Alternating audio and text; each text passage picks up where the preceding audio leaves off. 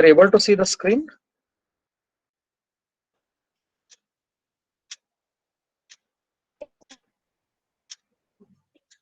Right. Today we will be, yesterday's class we discussed at the on the continuity equation. That was the last topic that we discussed yesterday, continuity equation. Next we will be taking up the topic on conductors and insulators, or conductors and dielectrics. We know how the conductors behave, right? Under the effect of applied electric field, if we are applying certain electric field on the conductors, right, what will happen? Due to applying of the electric field, there will be movement of the charges, right? There will be movement of the charges or the movement of the electrons, and one electron or one charge will be striking with the other charge or the other electron. This will cause random movement of the charges. This will result in random movement of the charges, and at certain point of time it reaches a constant velocity. The constant velocity is reached by the electrons or the charges. So such a velocity, such a constant velocity which is reached after the applying of the electric field after some time is called as the drift velocity. Right? The constant velocity attained by electrons after applying of electric field is called drift velocity. And the current due to the drifting of these electrons which are moving in random direction, right, these will cause certain current in the metallic conductors, and that current due to drifting of electrons is called as the drift current. So there are two terms here, one is drift velocity, another one is drift current. The constant velocity attained by electrons after applying of certain electric field and after some time is called drift velocity. The current attained or the current due to drifting of electrons is in the metallic conductors is called as the drift current.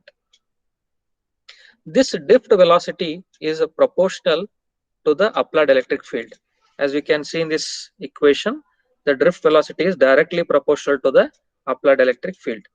It indicates that as the electric field increases, the drift velocity of the charges also increase, or if electric field decreases, the drift velocity decreases. It is directly proportional to the electric field. Now if we equate Vd with E is the electric field, Vd is the drift velocity.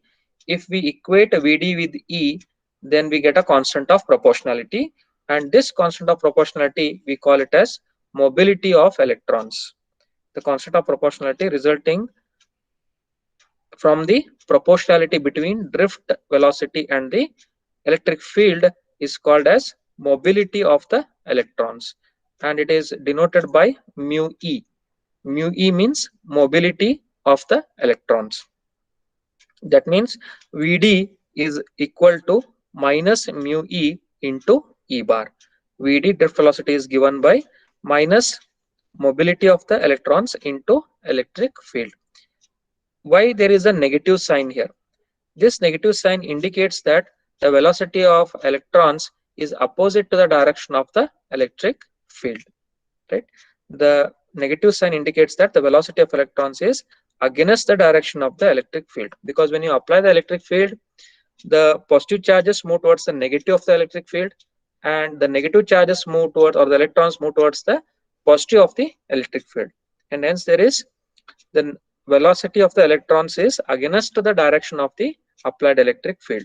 Hence we are taking the minus sign here when we are equating the Vd proportional to E bar. Vd is equal to minus mu E times E. This is the relation which gives between the drift velocity, the mobility of the electrons, and the electric field intensity. This equation relates these three parameters, these three quantities. Its mobility is measured in meters per volt second. If we simplify this, if we substitute the units for mu E, and if we simplify this, right? For Vd, we substitute the, that is this mobility is nothing but the velocity divided by field. This is the velocity divided by electric field, that is the mobility. If we substitute the unit of velocity, that is meters per second, and electric field as volt per meter, then we will get the unit as the square meters per volt second. Square meters per volt second, this will be the unit of mobility. Then according to the relation between J and V, we have one more relation. We are not deriving this. These are all the statements. According to the relation between J and V, the relation between J and V is as follows. That is, J bar is equal to rho E into Vd bar. This is electric. What is J bar? It is current. J bar is what? Is it Current current charge density? density. Yes, yes, yes. It is current charge density. Rho E is, how to define rho E? Charge density of the electrons or volume charge density. Then Vd bar, it is the drift velocity. This equation relates the charge current density with the charge density and the drift velocity of the electrons. J bar is equal to rho E into Vd bar. If we substitute equation 1 in the above equation, let us see what is equation 1. Vd bar is equal to minus mu E E bar. This equation, if we substitute in this equation for J bar, then what we get? What is the first equation? It is for Vd bar. Vd bar is equal to minus mu E E bar. Substitute this in equation. So J bar will be rho E minus mu E E bar. Yes, because Vd bar is minus mu E E bar. Substitute that in the RHS. It will be J bar is equal to rho E minus mu E E bar, or J bar will be minus rho E mu E into E bar. So here there are four quantities. One is current density, mu is the mobility, rho E is the charge density, that is charge per unit volume, and E is the electric field intensity. It is relating the four quantities. This equation number 2. Charge density is charge per unit volume. It is charge per unit volume. Now, if we want to know the how we are getting this equation, okay. Now, suppose you may ask me how this equation is valid, right? What is the unit of current density? If we look into this equation, Je is equal to rho E into Vd bar. This one, right? Now, if we consider this equation, then how to say that it is mathematically correct? J bar is having the unit of current per, that is the current per unit area, I by A, correct? I by A, that is J bar. You all can just note down in your notebook. J bar is I divided by A. That is equal to rho E. Rho E. So what is rho E, students, or rho V? It is charge per unit area. Sorry, charge per unit volume. Q by V. Q by V, or V is nothing but A into D. A into D. A into D. Area into distance, or area into length. That gives the volume. Correct. Then Vd bar. Vd bar, it is a drift velocity. Its unit is distance by time, distance covered by time. That gives the drift velocity. Just substitute in this equation and see whether you will get LHS is equal to RHS or not. J bar is I by A, then rho V or rho E is, that is charge Q divided by V volume, or Q divided by A into D. Then Vd is into Vd is, that is drift velocity. It is the that is distance covered by time, distance by time, that is D divided by time, T. Okay, if you simplify this, then what will happen in your equation? The A will cancel, D will cancel, and finally you'll get the equation I is equal to Q by T. Q by T, that is the current equation is the rate of flow of charge. That is our basic equation, what we started with. I is equal to Q by T. Yes. So you can just do that quickly and check it. You will get the equation, and hence we can say that this equation is mathematically correct.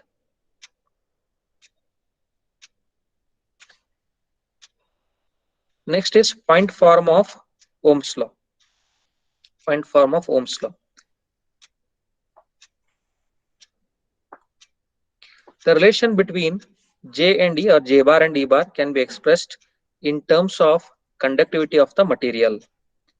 The relation between J bar, that is electric current density, and electric field intensity, can be expressed in terms of conductivity of the material.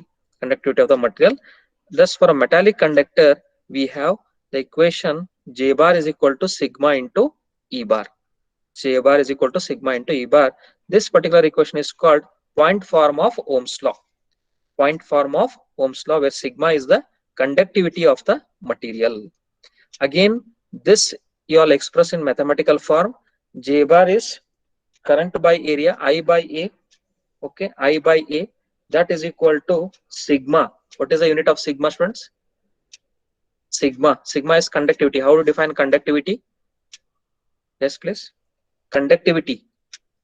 It is the reciprocal of conductivity is defined as Resistance. resistance or resistivity. Correct?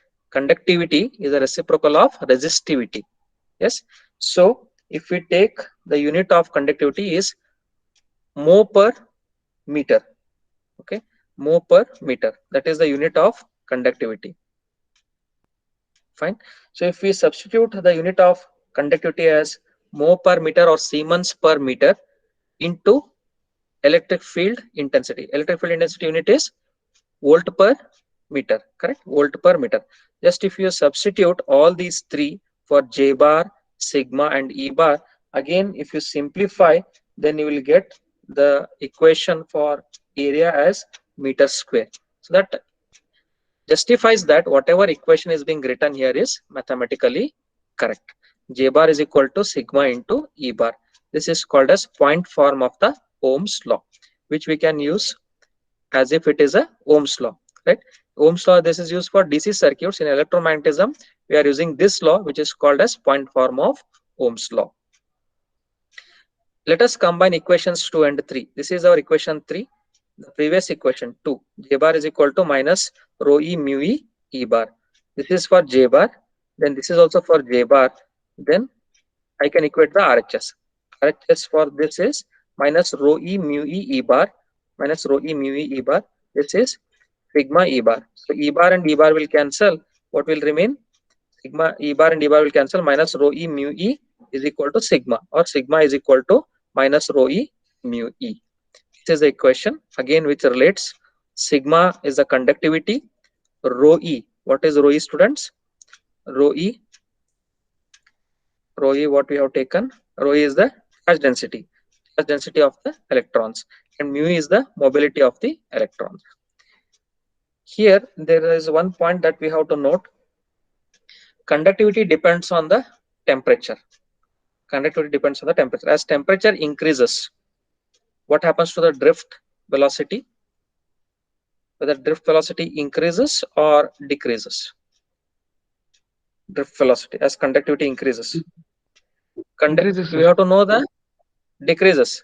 Correct? Decreases or increases? Decreases. Sir, Decreases. I will tell you all the reason. Because see here, what is the definition of drift velocity? Drift velocity occurs whenever there is random movement of the charges on the applying of the electric field. Correct? So the more the temperature, more will be the randomness, and more will be the time taken for the drift electrons to become constant, to attain the constant velocity, which we are calling it as drift velocity. More the temperature, more the randomness in the electrons, more the randomness, then more will be the time taken to attain the constant velocity, which we are calling it as drift velocity. And hence drift velocity will be decreased because of more randomness of the electrons due to high temperature value. So as drift velocity decreases, what about the mobility and the conductivity? Let us go back to the equation which relates drift velocity with mobility, and here this is our Vd is equal to minus mu e, mobility also decreases, right? Mobility decreases, correct? And conductivity also decreases. Okay, when mobility mu e decreases, conductivity also decreases, sigma also decreases. So when the temperature increases, conductivity decreases and resistivity increases. As temperature is becoming higher and higher, conductivity decreases and resistance will increase. Okay,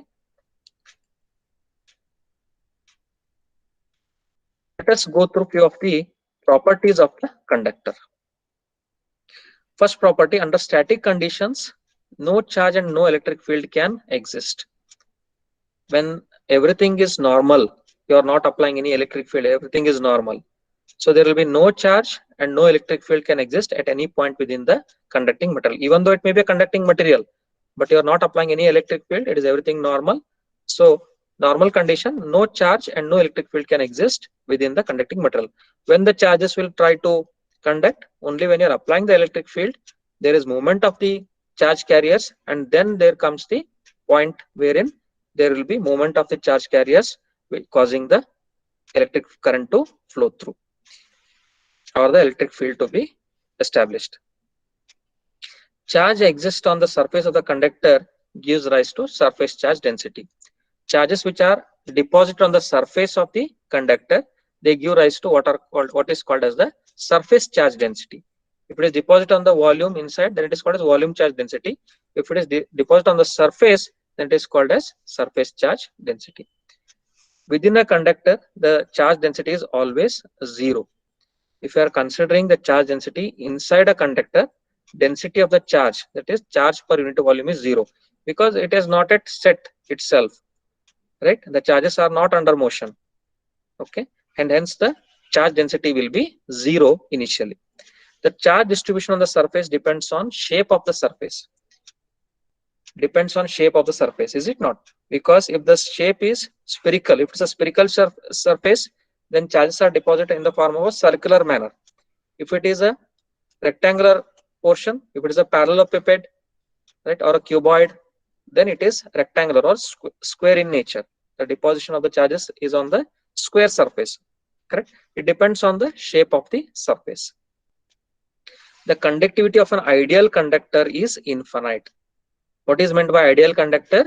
It has infinite conductivity. Infinite conductivity. Infinite conductivity means what is happening there?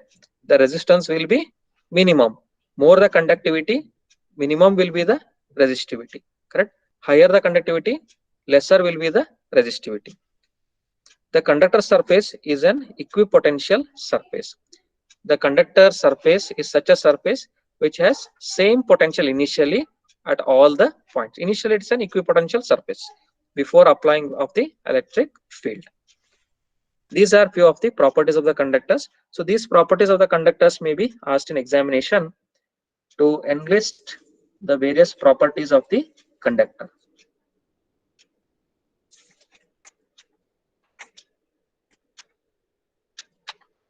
And the previous one also, they may ask the question on conductors. That is to derive this equation, V bar is equal to minus rho E mu E E bar. Let us move on to the dielectric materials. What are dielectric, students? What type of materials we call them as dielectrics? Any idea? Dielectric materials. Dielectric materials are nothing but as good as the insulators, which are having very poor conductivity. They have very less conductivity, and such materials we call them as dielectrics. So these dielectrics are bound by some forces, and hence they are called as bound charges. In the dielectric material, there are forces which are binding these atoms or the charges, right? And hence they are not free to move. They are not free to move in the dielectric material.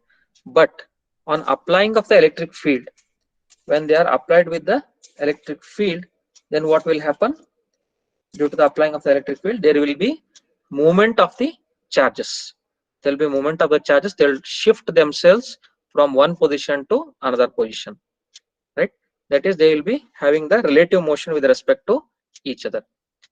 This shift in the relative positions allows dielectric to store the energy. Because they are moving, they have certain position and they are moving, that they have certain energy. Either it may be potential energy or the kinetic energy. They have certain energy because they are in relative positions. The shifts in positive and negative charges are in the opposite directions. I told at the beginning that when we are applying with the electric field, the positive charges move towards the negative side of the electric field and the negative charges move towards the positive side of the electric field. That is, they are moving in the opposite directions with respect to each other. The positive and negative charges are in opposite directions, and hence under the influence of electric field they act like dipoles. Okay, this is the important point. The positive and negative charges, they are in opposite directions and they form what are called as dipoles, right? That is, we have in the dipole both positive and negative charge separated by some distance, right? And they are in the moving in the opposite directions. When the dipole results from the displacement of bound charges, the dielectric is said to be polarized. If the dipole is formed due to displacement of these electrons or the bound charges, right, is to displacement of the bound charges or the bonded charges as we are calling them. When the bond break, then what will happen? Bonds break, they will become free. They become free carriers, right, and they are free to move. So under such condition, when the dipole results from the displacement of bound charges, the dielectric is said to be polarized. It is said to be in the polarized state.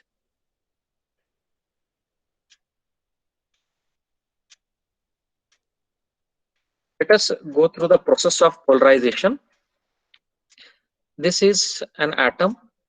Okay, this is an atom, the structure, where we know that there is a centrally placed nucleus and there are surrounding electrons. These surrounding electrons, we call them as cloud of electrons. They are in the form of a cloud. They look like a cloud, right? They are surrounding the centrally placed nucleus. The nucleus has a positive charge. These electrons are with the negative charge. As we can see here, initially the electric field is 0. There is no electric field initially, correct? So as there is no electric field initially, what about the polarity of these positive and negative charges? That is, the atom will be electrically neutral.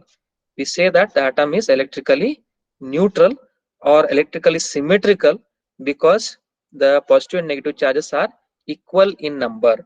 If you count the number of positive and negative charges in a neutral atom, they will be same. And hence we say that the atom is electrically neutral or it is electrically symmetrical. Right? Note that E bar applied is 0. That is, there cannot exist an electric dipole, and such an atom is called as unpolarized atom. Unpolarized atom. So what we are studying here, students, is about the dielectric materials. So this polarization, that is polar atoms or non-polar atoms, polar dielectrics and non-polar dielectrics, they are related with respect to the dielectrics, and this polarization process is also related to the dielectric. Okay, because when electric field is applied initially, the dielectric does not have any conductivity. Okay, but when we are applying with certain electric field, there is certain movement of the charge carriers, certain energy is produced in the structure in the atoms, because of which they will move randomly, causing the dipoles. Okay, the next figure will be saying what is actually a dipole. So there cannot exist an electric dipole, and such an atom is called as unpolarized atom. It is an unpolarized atom where there is no dipole formation. Okay, both the positive and negative charges will be equal in number in the structure.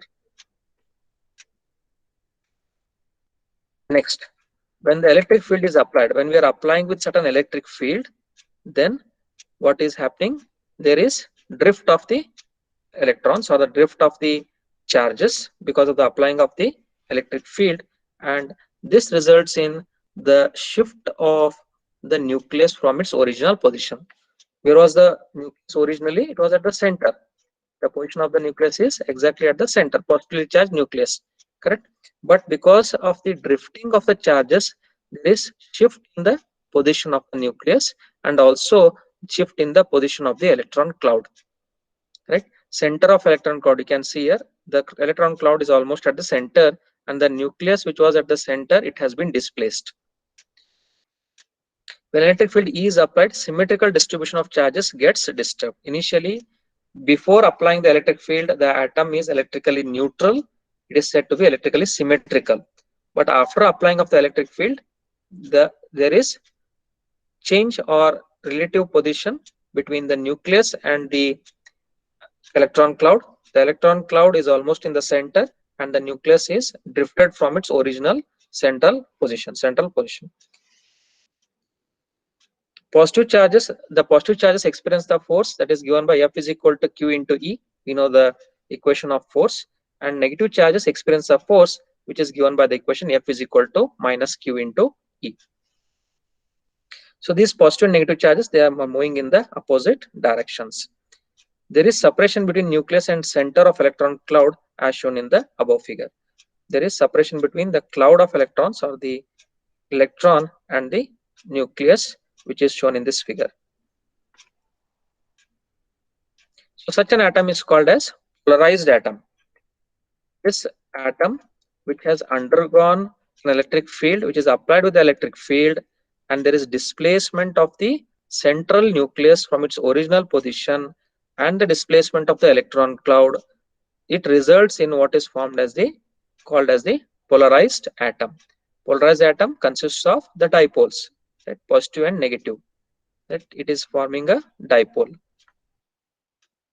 As you all can see in this figure, the second figure, the formation of the electric dipole which are aligned in a particular direction with the applying of the electric field. Initially, they will be aligned in a different direction before applying the electric field. But when you apply the electric field, the positive and the negative charge, they align themselves in a particular direction along with the electric field. Electron cloud separated from nucleus forms an electric dipole. These dipoles get aligned with the applied field. They are aligned in a particular direction with the applied field. And this process of formation of the dipole due to applying of electric field is called polarization of the dielectrics. Okay, that is formation of the dipole, two charges, one is positive and negative, which are electrically separated, displaced with respect to each other in their position. They are said to form the dipoles, and this process of forming the dipoles in dielectric materials is called polarization. There are two types of dielectrics. In dielectrics, there are two types of materials. One is called as non-polar dielectric material, another one is polar dielectric material. In non-polar dielectric material, what will happen is, initially it is in non-polarized state, that is neutral state, symmetrical state. But after the electric field is applied, what is happening is it is converted into polarized form. This is what we call as non-polarized materials. Fine. Then there is one more type of material called as polar type. In the polar type, initially itself it is polarized. At the beginning itself, it is in polarized state. On applying of electric field, there is random movement of the electrons. Okay, so that particular, it is called as polarization of the polar molecules. They move with the high speed. The polarized dipoles, which are already in the polarized state or electric dipole state, they move randomly with high speed, and which is causing what is called as the polarization of the, that is the polarization of the polar molecules. It is called polarization of the polar molecules. The examples of non-polar dielectric materials are hydrogen, oxygen. These are examples of non-polar materials, whereas examples of polar materials are water, hydrochloric acid, and others. Right? I hope you all are following here, students. Yes, the points you all are following here. Okay, right. Next, properties of dielectric materials. The dielectrics do not contain any free charges. The same what all we discussed till now, it is highlighted in the form of points. That's all. The dielectrics do not contain any free charges but contain bound charges. They are bounded. They have a bond established between them. Bound charges are under the internal molecular and atomic forces. That is, there is an internal bond between them and cannot contribute to the conduction. Dielectric materials cannot contribute to the conduction. When they are subjected to external field, when they are applied with the external field, the bound charges shift their relative positions and result in what is called as the electric dipoles, result in the formation of what is called as the electric dipoles. And this process of forming the electric dipoles is called as polarization. Due to the polarization, dielectrics can store the energy. Due to the polarization, the flux density of the dielectric increases by the same amount as that of the polarization. As polarization increases, the flux density also increases. They are directly proportional to each other, because flux density is nothing but here charge per unit area. Flux is nothing but as good as a charge. This we have seen in previous derivations, correct? So flux density is nothing but charge per unit area. So as the polarization increases, the dipole formation increases, and hence as dipole formation increases, the number of dipoles formed increases, correct? That is, it is increasing simultaneously the flux density. The induced dipoles produce their own electric field and align in the direction of the applied electric field. When polarization occurs, the volume charge density is formed inside the dielectric. Again, the same point as we discussed for conductors. In the process of formation of dipoles or during the polarization process, when the charges deposit on the surface of the metal, it is resulting in surface charge density. If they deposit inside the volume, like in the inner surface of the material or the object, then it is causing the volume charge density. The electric field outside and inside the dielectrics gets modified due to the induced electric dipoles. Due to this formation of the dipoles, whatever was the initial field, electric field, that will get disturbed. Because you are applying the electric field externally, there is formation of the electric dipoles, because of which the original electric field will be disturbed. There is a modified electric field. Then we'll see a mathematical expression for the polarization. A simple derivation. Mathematical expression for the polarization here. When dipole is formed due to polarization, there exists an electric dipole moment P. Whenever there is dipole formed due to polarization process, there exists what is called as a dipole moment, and it is denoted by P. Dipole moment is nothing but the turning force. The turning force of the electric dipole is called as the dipole moment. Okay, just like how we have a torque or moment of a force in physics, is it not? Similarly, we have dipole moment for the charges. And this dipole moment P is given by the product of the charge and the distance. It depends on the magnitude of the charge that is at the other end, and also on the distance between the two charges. Where Q is the magnitude of one of the two charges, D is a distance vector from negative to positive charge, N, small n, is number of dipoles per unit volume. For per unit volume, the number of dipoles are small n. Therefore, if we consider the total dipoles as capital N, then and the volume as delta V, then what will be total number of dipoles? For one volume, for unit volume, the number of dipoles are small n. Therefore, for delta V, how many dipoles we get? For delta V, how many dipoles we get? Yes. See, for unit volume, for per unit volume, N delta V. Yes. Per unit volume it is N. Therefore, for delta V volume, it will be N into delta V. Is it not? That is, the total number of dipoles will be N into delta V. And the total dipole moment is obtained using the superposition principle. We use the principle of superposition to obtain the total, that is entire dipole moment. That is given by P total is equal to Q1 D1, that is for the first dipole, plus Q2 D2 plus Qn Dn, and up till Qn Dn. This I can represent it as summation I equal to 1 to total number of dipoles, but total number of dipoles is N delta V. Therefore, here I am using summation I equal to 1 to N delta V Qi Di or Qi Di bar. Correct? Suppose if dipoles are randomly oriented, let us say dipoles are randomly oriented, then what will be the P total for the randomly oriented dipoles? What will happen if they are haphazard? If the dipoles are oriented in haphazard manner, in a random manner, Okay, so this q1 d1 q2 d2, they will be, one will be plus, another will be minus, one will be plus, another will be minus. Finally it gives the dipole moment as 0.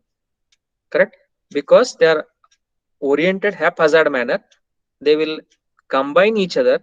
The dipoles, whatever is that, they combine each other.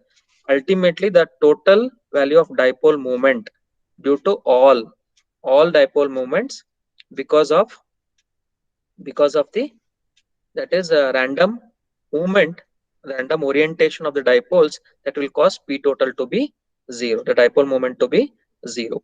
Suppose if dipoles are aligned in a particular direction, that is along the direction of the applied electric field, then there is a uniformity and we have a p total which is of giving a significant value. The dipole moment will be of a suitable value. The polarization p bar is defined as total dipole moment per unit volume. This is dipole moment, what we got small p. If you want to define polarization, is defined as total dipole moment per unit volume. The total turning force per unit volume, this is called as polarization. So equation wise it is given by p bar is equal to summation 1 is equal summation I is equal to 1 to n delta v qi di, whatever equation we got previously here for p total, that divided by volume, that is delta v, as limit delta v tends to 0, because we are finding at a particular point and hence we have to take delta v tends to 0. The unit of polarization is coulomb per square meter. Again we can find it mathematically, and it comes out to coulombs per square meter, the unit of polarization. It can be seen that polarization is same as that of flux density. It is verified that the flux density is almost similar to the polarization. That means as polarization increases, flux density also increases. If polarization decreases, flux density also decreases. Thus polarization increases the electric flux density in the dielectric medium. Hence we can write the equation for flux density in a dielectric as d bar is equal to, we already know d is equal to epsilon naught into E. But if we take the relation with respect to polarization P, then it is given by this equation, d bar is equal to epsilon naught E bar plus P bar. D bar is equal to epsilon naught E bar plus P bar. This is the equation which relates the electric flux density with the electric field intensity. This is what epsilon naught, absolute permittivity, and P bar, that is the polarization. For linear medium, that means if the medium is uniform, the medium is uniform throughout the material, that is if maybe air medium or any other medium, right? If it is uniform throughout the material, then P and E are parallel to each other at every point, and they are related by the equation P bar is equal to XE epsilon naught E bar. This is the equation which is giving in terms of susceptibility. XE is the susceptibility. So this susceptibility XE, it is nothing but it shows how much sensitive the dielectric is to the applied electric field. How much sensitive the material is with the applied electric field, that is explained by this susceptibility. How much sensitive the given material is to the applied electric field, that is given by this XE susceptibility. Okay. Then d bar is equal to, we know P bar is this. Our previous equation is D bar is equal to epsilon naught E bar plus P bar. Substitute for P bar in this previous equation.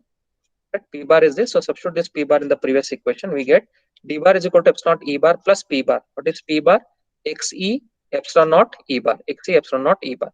And d bar will be equal to, take epsilon naught E bar as common, it will be XE plus 1, XE plus 1. If you take epsilon E bar common, XE plus 1. This I can write simply as d bar is equal to epsilon into E bar. Again, we know that epsilon is equal to epsilon naught into epsilon R. Epsilon is equal to epsilon naught into epsilon R. So I get, if I equate this with this, right, epsilon R, I can write epsilon as in terms of epsilon naught epsilon R. So I will get epsilon E, right, epsilon E. Epsilon E is epsilon naught epsilon R. So if I use this epsilon as epsilon naught R, epsilon naught into epsilon R in this equation. Okay. So it is epsilon, instead of epsilon naught, I can take it as epsilon naught epsilon R. Correct. So epsilon R will be equal to XE plus 1. Epsilon R here, we have taken it as epsilon E bar epsilon E bar, right? Epsilon is epsilon naught into epsilon R. Okay, here epsilon naught cancels and we get epsilon R is equal to xe plus 1, correct? So this is the equation that we got, and this is called as the relative permittivity. Epsilon R is the relative permittivity, is also called as dielectric constant of the dielectric material. Epsilon R is the relative permittivity, epsilon naught is the absolute permittivity. This epsilon R is also called as dielectric constant of the dielectric material. Okay, it is given by susceptibility plus 1, xe plus 1. Okay, in today's class, students, any difficulty here, students, in this derivation? Any difficulty in this derivation, students? Yes, please. No, sir. Understood the concept, sir. Okay, good. In today's class, I'll quickly recap. In today's class, we have gone through conductors, right? And the point form of Ohm's law, properties of conductor, dielectric materials, properties of dielectric materials, what is polarization, what is dipole, how the dipole is formed. There are two types of that is a dielectric materials, that is non-polar dielectric material and polar dielectric material, properties of dielectric materials, then mathematical expression for polarization, which may be asked in the examination. So in examination, property, the first derivation that we did, that may be asked, properties of conductors and dielectrics may be asked, and this final derivation that we did, mathematical expression for polarization, may be asked in the examination. Okay. Any doubts here, students? Was it understood? Students, any difficulty here? I hope it is clear to everyone. Vijay, Gunnavgod, it is clear? Vijay? Okay.